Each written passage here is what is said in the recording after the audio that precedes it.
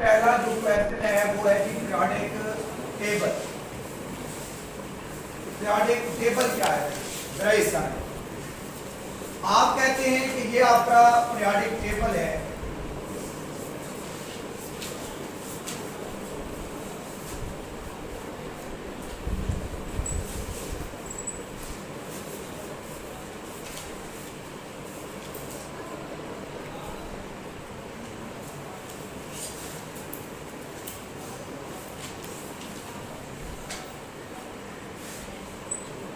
इस तरह जरा गौर से,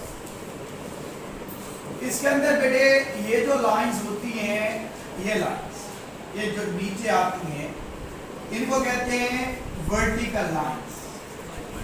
क्या बोलते हैं? Vertical lines. अमूदी कतारें। और इन अमूदी कतारों को या वर्टिकल लाइंस को आप नाम देते हैं किसका बेटे? ग्रुप्स। ठीक है, इसी तरह से ये आ जाएगा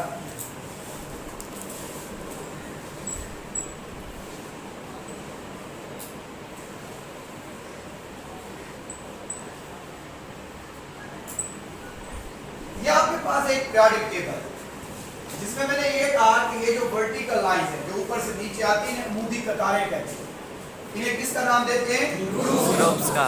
जबकि जो दूसरी लाइंस होती हैं बेटे वो होती हैं ये वाली, ये कहलाती हैं हॉरिजॉन्टल लाइंस। ठीक है, क्या कहलाती हैं? Horizontal lines. ये लाइन, और इनको हम कहते हैं हॉरिजॉन्टल लाइंस। ठीक है, इनको हम कहते होते हैं पीरियड्स। क्या कहते हैं? पीरियड्स। ठीक है, उसकी कतारें उर्दू के अंदर ये हॉरिजॉन्टल लाइन क्या कहलाती है? उसकी कतारें पीरियड्स कहते हैं। अब बेटे सम ऑफ ग्रुप्स और पीरियड, इन ग्रुप और पीरियड को जमा करो तो ये लफ्ज क्या बनता है भला? Periodic table. क्या बनता है? Periodic table. ठीक है, यानी उसकी कतारों और अमूदी कतारों का मजमूआ क्या कहलाता है जी? Periodic table. Sum of the vertical lines and horizontal line, यानी इसका और इसका सम ले लोगे बेटे तो ये आपके पास क्या कहलाता है जी? Periodic table. Periodic table clear हुआ? पीरियोडिक टेबल क्या है? इसमें दो चीजें आती हैं। कौन कौन सी आती हैं? ये वाली, ये कौन सी लाइन है भला? अमूदी कतारें, वर्टिकल लाइंस, इन्हें क्या कहते हैं? ग्रुप्स। और ये लाइन हॉरिजॉन्टल लाइन, उसकी कतारें, इन्हें क्या कहते हैं? पीरियड। अब ग्रुप और पीरियड का मजमूआ, sum of the group and period, ये क्या कहलाते हैं? Periodic table. अब आगे बढ़ते हैं, याद रखेंगे पीरियोडिक टेबल जैसे आपको नजर आता है ये मॉडर्न रिसर्च के नतीजे में। अब इसके स्टार्ट में जाते हैं, जो इसकी हिस्ट्री कहती है उसमें सबसे पहले बेटे हमारे पास जो साइंटिस्ट आया था वो था डुब्राइनर।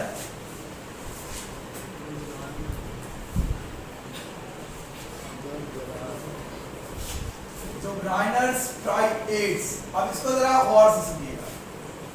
सबसे पहले इसने क्या किया था बेटे? इसने लॉ ऑफ ट्राइएड्स दिया। ठीक है, और इसके मुताबिक क्या था? जरा इधर, ये इसने बनाए थे छोटे छोटे ग्रुप्स, और इन ग्रुप्स के अंदर इसने रखे थे टोटल 3 एलिमेंट्स। यानी कि इसने ट्राई का मतलब होता है बेटे 3 कितने? 3। अब इसने क्या बनाया? ये ग्रुप्स बनाए, और हर ग्रुप के अंदर इसने कितने कितने एलिमेंट्स रखे? 3 एलिमेंट्स। कितने? 3। अब इसने कहा क्या? इसने कहा कि मसलन ये इसने रखा कैल्शियम, यहाँ इसने रखा स्ट्रोंशियम, और यहाँ रखा बेरियम। अब जरा इधर इसने कहा जी इसकी एटॉमिक मास है 40 और इसकी है 136। एटॉमिक मास आपको पढ़ाया हुआ है, proton, number of proton plus number of neutron, इस एटॉमिक मास है। इसने कहा जी आप करते क्या है कि पहले के एटॉमिक मास और तीसरे के एटॉमिक मास इसको जमा करें और 2 पर क्या कर दे बेटे? डिवाइड कर दें। यानी इसने कहा कि आप सम लें 40 प्लस 136 और इसको डिवाइड कर दें किस पे? तो ये आंसर आता है 88। इसको करके देखिए कितना आंसर आता है? 88। इसने कहा ये 88 ये एटॉमिक मास है किसकी भला? सेंट्रल एटम, रिंगान वाला एटम। अब जरा गौर से ये क्या कहता है कि पहले की एटॉमिक मास और तीसरे के एटॉमिक मास, इसको आप जमा करें और 2 पर क्या कर दें, क्या कर दें, डिवाइड। तो ये एटॉमिक मास किसकी निकलती है भला, 88। इसकी नहीं, किसकी, दरमियान वाले सेंट्रल है, ठीक है, इसकी निकलती है सेंटर वाले एटम की। हमारा लॉ ऑफ ट्राइएड्स कहता है पहला और तीसरा इन एलिमेंट की एटॉमिक मास को आप क्या करें बेटे, जमा करें, जमा करें और 2 पर क्या कर दें, डिवाइड कर दें, तो ये एटॉमिक मास किसके निकलेगी, सेंटर वाले की। दरमियान वाले हो जाएगा। हाँ जी। इसे आप कहते हैं द ब्राइनर्स ट्राइएड्स। लेकिन ये सिर्फ कुछ एलिमेंट्स पर अप्लाई होता था, बस इससे ज्यादा अप्लाई नहीं होता। फिर इसके बाद बेटे आपके पास 1864 के अंदर एक और साइंटिस्ट आया जिसे हम कहते हैं न्यूलैंड।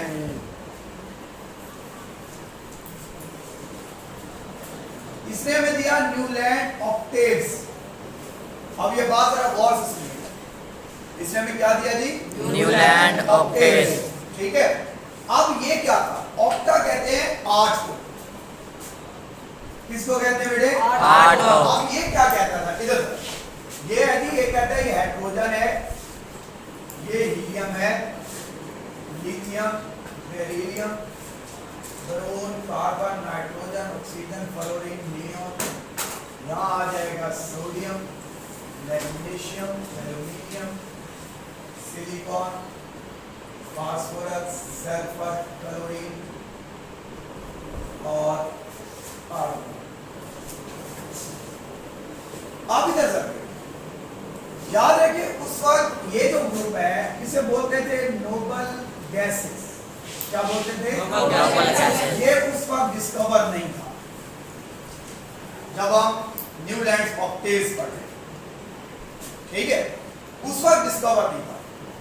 ये कहता था कि अगर आप एलिमेंट्स को ऐसे अरेंज करते हैं according to increasing atomic mass, यानी अगर आप एलिमेंट्स को कहते हैं तरतीब देते हैं उनके बढ़ते हुए एटॉमिक मास के लिहाज से, एटॉमिक मासेस के लिहाज से आपने क्या करते हैं, तरतीब देते हैं। इधर देखो, जैसे यहाँ पर 3 4 5 6 7 8 9, वो 10 आ गया या 11। उस वक्त मैंने कहा ये चीज डिस्कवर नहीं, ये नहीं।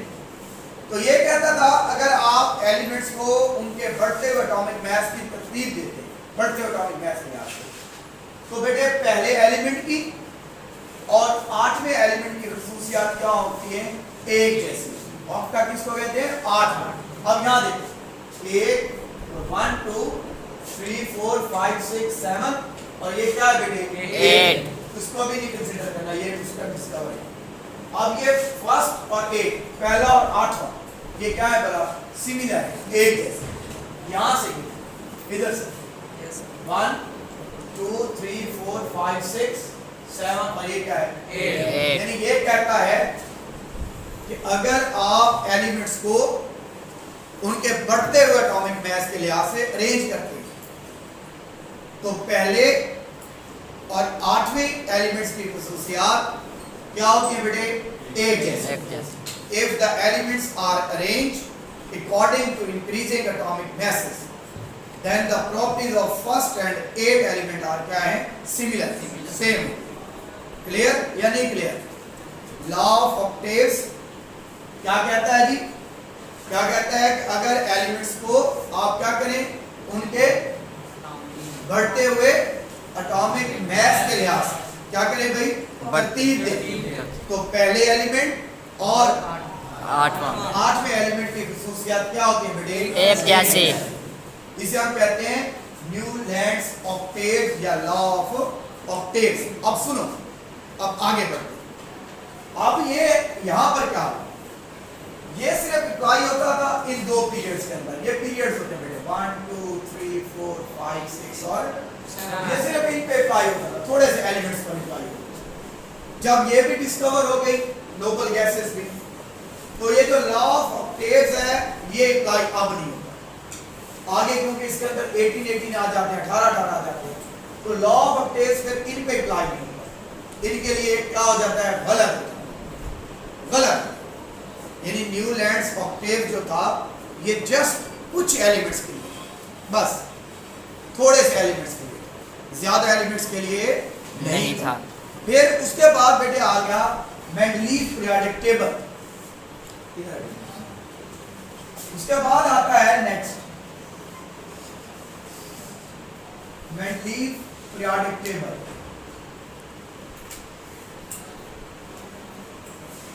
अब इसको सुनिएगा इधर। मेंडलीव ने क्या किया, उस टाइम टोटल एलिमेंट डिस्कवर हुए थे 63, 63 एलिमेंट जो है उस वक्त क्या हुए थे, पर्याप्त हो चुके थे, डिस्कवर हो चुके। इसने क्या किया बेटे, उन 63 एलिमेंट को अरेंज किया ऐसे टेबल की सूरत में, व्हाइट बोर्ड पे रहेंगे किस सूरत में, इस टेबल की सूरत में। ये पीरियोडिक टेबल बनाया। ये पहला बंदा था जिसने एलिमेंट्स को अरेंज किया था इस शक्ल में, एक पीरियोडिक टेबल की शक्ल, जिसमें इसने कहा कि ये लाइन जो ऊपर से नीचे आ रही है, अमूदी लाइंस, वर्टिकल लाइंस, इन्हें किसका नाम दिया इसने, ग्रुप का नाम। जबकि इधर भी ये जो हॉरिजॉन्टल लाइन है ऐसे लेफ्ट टू राइट, इधर से इधर जो आ रही है हॉरिजॉन्टल लाइन, इन्हें इसने किसका नाम दिया, पीरियड्स। तो इसने कहा अब ये ग्रुप और पीरियड को अगर आप क्या करें भाई, इकट्ठा कर सम ले लें पीरियड्स का और ग्रुप का, तो ये लफ्ज क्या कहलाता है, पीरियोडिक टेबल। क्या कहलाता है, पीरियोडिक टेबल। देखिएगा बेटे, इसने दिया था पीरियोडिक लॉ।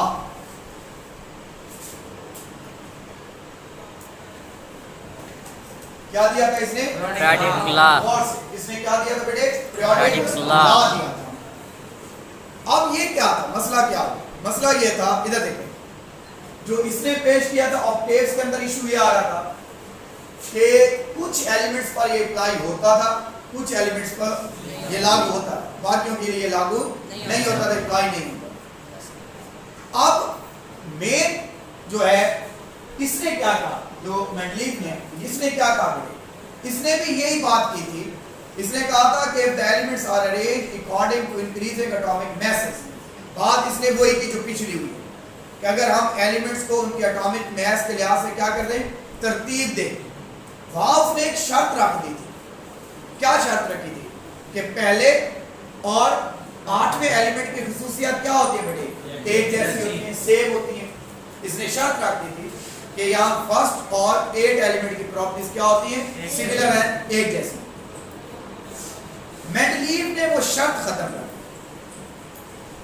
मेंडलीव ने बात यही की कि अगर आप एलिमेंट्स को अरेंज करते हैं according to increasing atomic mass, कि अगर आप एलिमेंट्स को उनके बढ़ते हुए एटॉमिक मैस के लिहाज से तरतीब देते हैं, तो एलिमेंट की जो खुसूसियत है बेटे, जो एलिमेंट्स की क्या है खुसूसियत है, उनकी एटॉमिक मैसेस का क्या है जी, पीरियोडिक फंक्शन।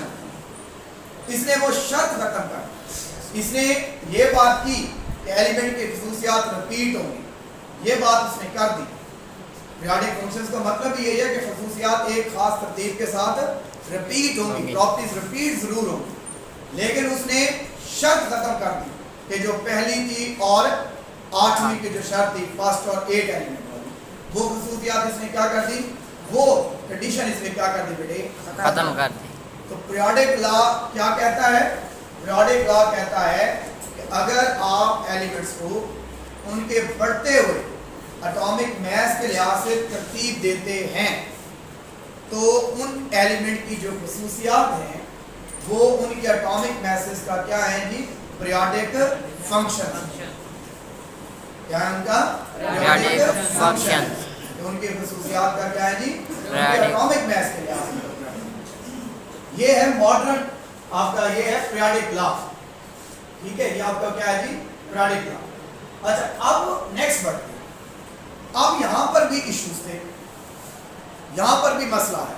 मसलन इसमें 3 आइसोटोप्स लिए थे, ये हमारे पास आइसोटोप्स है 1 2 और ये क्या था बड़ा 3। नीचे एटॉमिक नंबर है और ऊपर क्या है बड़ा, एटॉमिक मैस। अब मसला क्या हुआ, ये कहता था कि उनके बढ़ते हुए atomic mass increasing atomic mess के लिहाज से अरेंज करो। तो भाई पहली तीनों पोजीशन तो किसकी बनती है बता, हाइड्रोजन की। देखो ना, ये 1 है, फिर 2 है, फिर 3 है। अब ये क्या है, ये तो पहली तीनों पोजीशन किसकी आनी चाहिए, हाइड्रोजन किसकी आनी चाहिए? हाइड्रोजन। लेकिन हाइड्रोजन की पोजीशन कितनी है यहाँ? हाँ भाई कितनी है? एक है, एक है।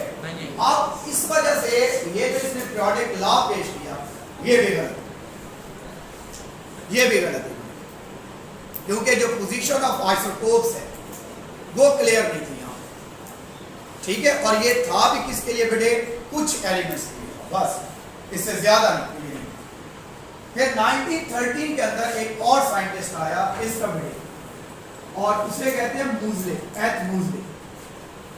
इसने हमें दिया था, इधर भाई, इसने दिया हमें मॉडर्न पीरियोडिक टेबल,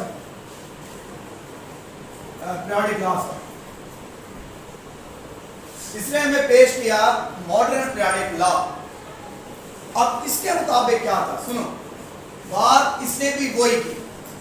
इसने कहा कि आप एलिमेंट्स को तरतीब देते हैं, अरेंज करते हैं अकॉर्डिंग टू, उसने लफ्ज यूज किया था एटॉमिक मास। इसने बेटे चेंज कर दिया, इसने लफ्ज यूज कर दिया एटॉमिक नंबर।